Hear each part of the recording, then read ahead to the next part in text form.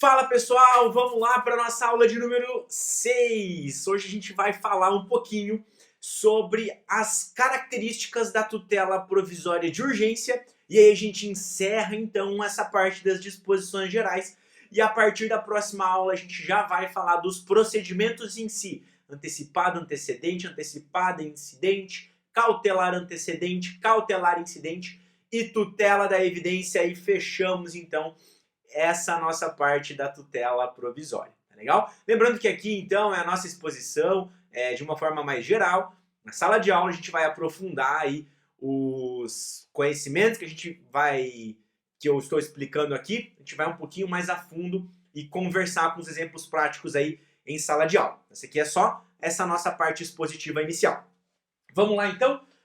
Preciso falar com vocês para a gente poder fechar as disposições gerais que eu já tinha adiantado para vocês, que termina lá no artigo 302, tá? Então, vamos falar primeiro da caução. Da caução, tá legal?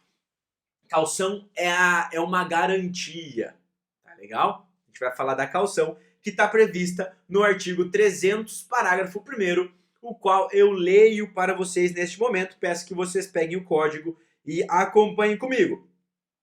Parágrafo 1º, então, do artigo 300.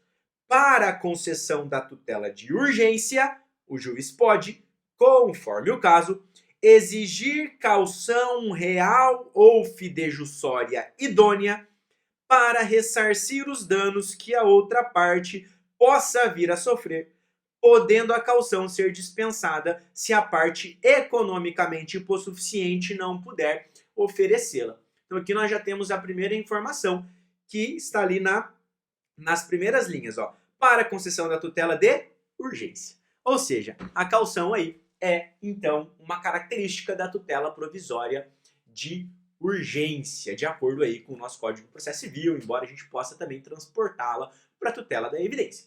Mas vamos lá. O que é essa caução, então, e por que eu coloquei aqui contra cautela? Eu gosto muito dessa expressão, também cunhada aí pelo professor Leonardo Ferres Ribeiro. Ele traz na sua obra de tutela provisória, né, um livro muito bom. Ele vai falar, então, que a caução é uma contracautela. Como assim uma contracautela, professor? Veja bem, da mesma forma como se promove uma cautela para o direito do autor, digamos que o autor que fez o requerimento de tutela provisória.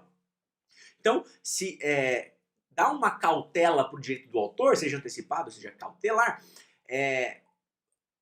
deferindo uma medida para ele, podendo gerar talvez aí um desequilíbrio entre as partes, né? Por quê? Porque eu já tenho uma tutela provisória concedida para o autor e o réu não. Por isso que a caução é uma contracautela, para tentar gerar essa situação de igualdade processual. Por quê? Porque caso essa medida seja revogada, essa tutela provisória seja revogada, a parte, como a gente vai ver aqui no item 2, ela é objetivamente responsável pelos danos causados. Então busca-se, por meio dessa caução, equilibrar as partes, né? Colocar as partes aí em equilíbrio. Porque da mesma forma como eu dou uma cautela para o direito do autor, definindo então essa tutela provisória, eu também promovo uma cautela para o direito do réu, aí fazendo com que o autor preste uma caução, uma garantia, para que caso essa medida cause algum prejuízo ao réu, o réu já tenha aí, então garantido o seu ressarcimento dos danos causados por essa tutela provisória concedida em cognição sumária. Tá legal? Finalidade.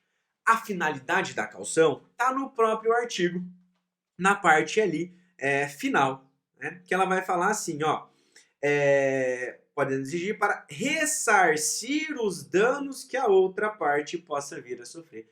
Essa é a finalidade da caução. É o ressarcimento dos danos causados à parte adversa por uma tutela provisória proferida em cognição sumária e aí muitas vezes inclusive liminarmente, ou seja, aquela hipótese aí em que o réu não teve nem o direito ainda de se manifestar, embora nós já falamos que não fere o contraditório uma tutela provisória simplesmente pelo fato de que o contraditório ainda é garantido, ele ainda é observado, só que no momento posterior, né? Então é um contraditório diferido, até porque, obviamente, a parte pode apresentar recurso dessa decisão que deferiu esse pedido de tutela provisória e buscar, então, no segundo grau de jurisdição, a sua revogação. Tá? Então, caução é uma contracautela ao direito do autor, de que foi deferida essa tutela provisória. A finalidade dela, então, é ressarcir os prejuízos causados, que eu possa causar, né, pela concessão dessa medida para a parte adversa. E o próprio artigo também nos traz que essa caução ela deve ser idônea, né? Caução idônea, caução real ou fidejussória. Então, o artigo ele vai falar que essa caução precisa ser real ou fidejussória e tem que ser idônea em ambos os casos. O que significa isso? Bom, uma caução real fundada então em um direito real ou uma caução fidejussória, fides vem de confiança, né? É uma caução fundada então no direito pessoal, para ficar mais simples, para que vocês possam entender. Uma caução real, por exemplo, um direito de propriedade, uma caução fidejussória, por exemplo, uma fiança, né? Você trazer uma pessoa ali no processo para que seja o seu fiador. É muito comum hoje em dia a carta de fiança bancária, né? Você contratando aí uma instituição financeira para que figure como sua fiadora naquele processo, caso você não consiga aí adimplir os danos causados pela parte contrária, ela pode então aí acionar essa carta de fiança bancária e efetuar a cobrança da instituição financeira ao qual você atuou.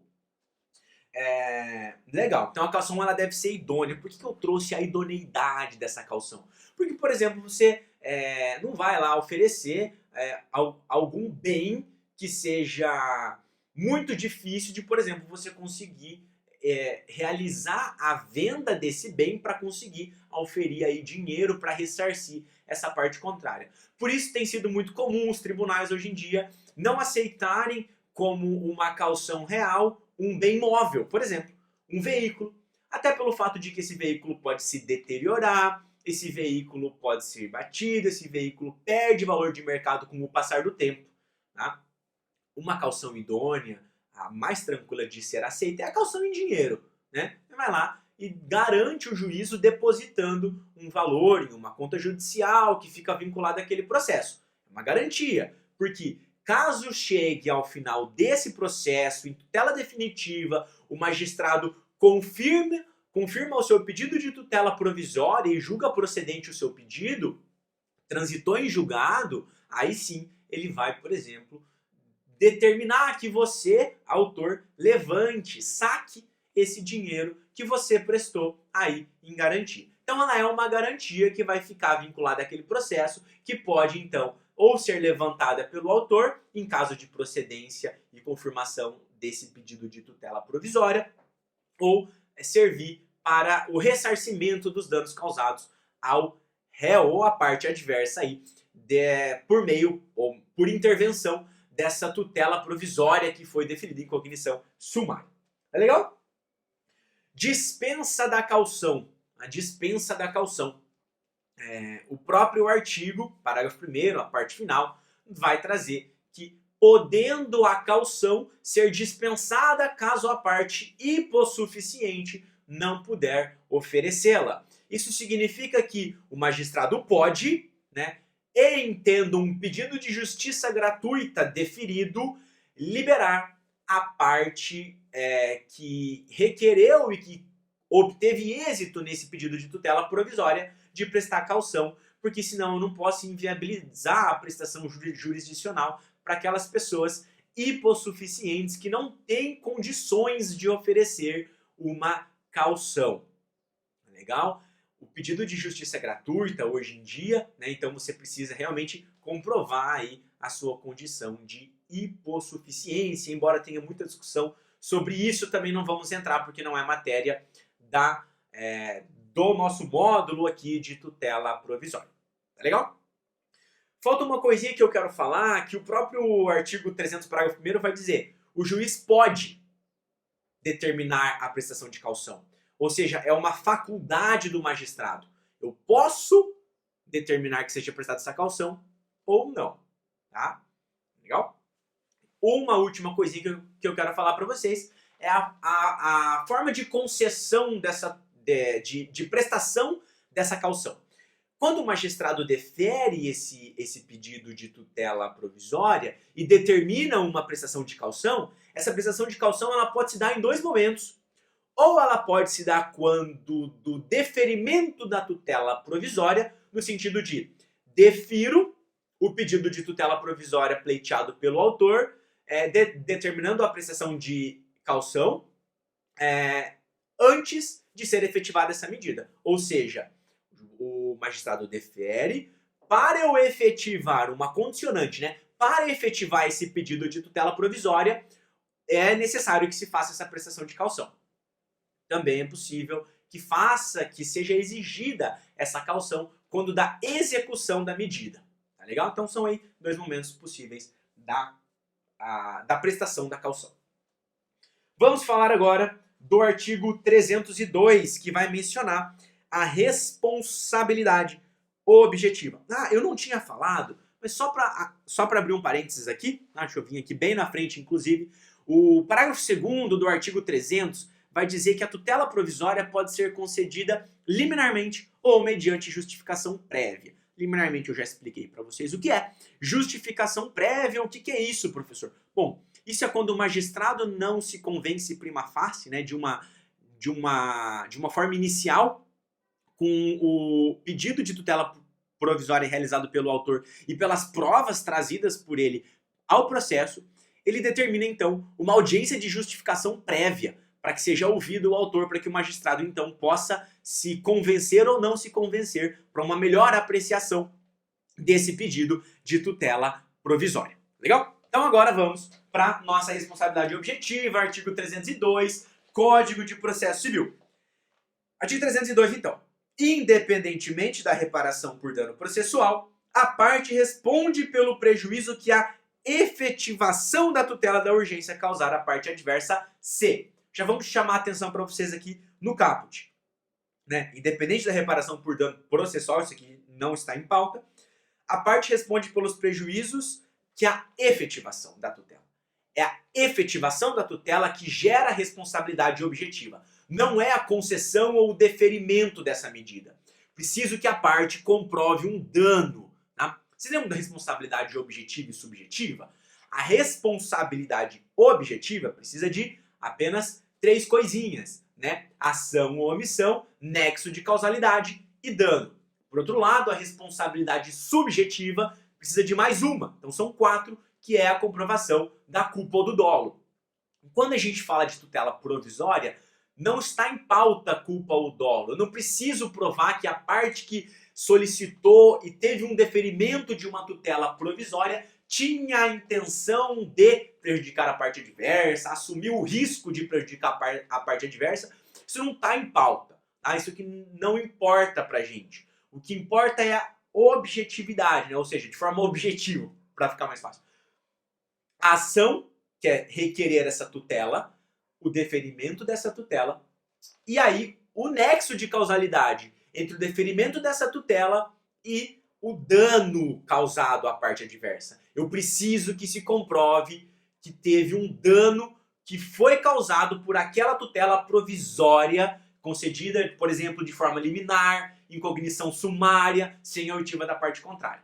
E aí, em sendo comprovado pela parte adversa que ela suportou um dano em decorrência daquela tutela provisória, a parte que solicitou, que requereu, é objetivamente responsável por custear, né, todos os danos aí, ou por pagar todos os danos causados pela parte adversa. Ou causados por ela à parte adversa. E é por isso, pessoal, que eu busco, que eu puxo uma outra questão aqui. Por isso que se caminha no sentido de, né, de ser impossível, né, ou seja, da impossibilidade da concessão de tutela provisória de ofício pelo magistrado. Porque se o magistrado, enquanto Estado juiz, determina de ofício uma tutela antecipada, ele está atraindo para si, ou seja, para o Estado, a responsabilização desses danos causados pela parte adversa. E isso não é visto de uma forma muito boa, obviamente, né? Como que eu vou atrair para o Estado ser responsável por um dano causado por uma medida determinada de ofício pelo magistrado, que é o Estado juiz, né? Por isso, a parte deve requerer, deve ser provocada esse pedido de tutela provisória, tá? Para o magistrado não atrair para si, enquanto Estado, essa responsabilização pelos danos causados. Porque aí, senão, aí ainda discute-se, né? A doutrina menciona, não, mas a parte a quem aproveitou deve ser determinada para que ela ressarça os danos. Mas não, mas eu não pedi, eu enquanto parte eu não pedi aquela medida, né? Aí vem essa discussão, entendeu? Mas isso aqui a gente pode falar um pouquinho mais em sala de aula. Então, falamos sobre isso. Agora o artigo 302 ele vai nos trazer quatro formas aí de responsabilização objetiva. Primeira, se a sentença lhe for desfavorável, ou seja, ao autor que requereu uma tutela provisória em sentença o magistrado revoga essa tutela provisória e julga improcedente o pedido do autor, objetivamente responsável por custear os danos causados à parte adversa. Inciso 2. Se obtida liminarmente em tutela em caráter antecedente, não fornecer os meios necessários para a citação do requerido no prazo de 5 dias. Ou seja, o autor solicita, né, faz um requerimento de uma tutela provisória antecedente, seja antecipada, seja cautelar, e aí não apresenta o seu pedido de tutela final, não apresenta a sua petição inicial, não fornece os meios necessários para a citação do réu, e aí o magistrado, ou melhor, e aí pode ser revogada essa tutela e também determinar aí, né, que o autor seja objetivamente responsável por todos os danos suportados ao réu, nesse nosso exemplo. 3. Ocorrer a cessação da eficácia da medida em qualquer hipótese ilegal, ou seja, cessar a eficácia dessa tutela provisória, ou o juiz acolher o pedido de prescrição ou decadência do direito do autor. Percebam que em todos esses casos é porque a tutela foi revogada. Tá? Ou seja, se a tutela provisória for revogada e o réu tiver suportado um prejuízo, o autor é objetivamente responsável pelos danos causados. Fechou? Simples assim. Finalmente, né, o parágrafo único do artigo 302 vai trazer que a indenização será liquidada nos autos, ou seja, no próprio processo, no mesmo caderno processual, embora hoje seja eletrônico, né, em que a medida tiver sido concedida sempre que possível. Ou seja, já inicia ali uma liquidação dos danos suportados pelo réu em decorrência dessa efetivação e não concessão da tutela provisória. Tá legal? Então, é isso, pessoal. Fechamos, todos os artigos das disposições gerais. Falamos aí do 294 ao 299 nas aulas iniciais. Aí, na aula 5 e na aula 6, que nós finalizamos agora, falamos do artigo 300 até o artigo 302. Nas próximas aulas, vamos direto para os procedimentos das tutelas provisórias. Tá legal? Anotem suas dúvidas, pausa o vídeo, volta quantas vezes quiser e nos vemos na sala de aula logo mais. Até mais!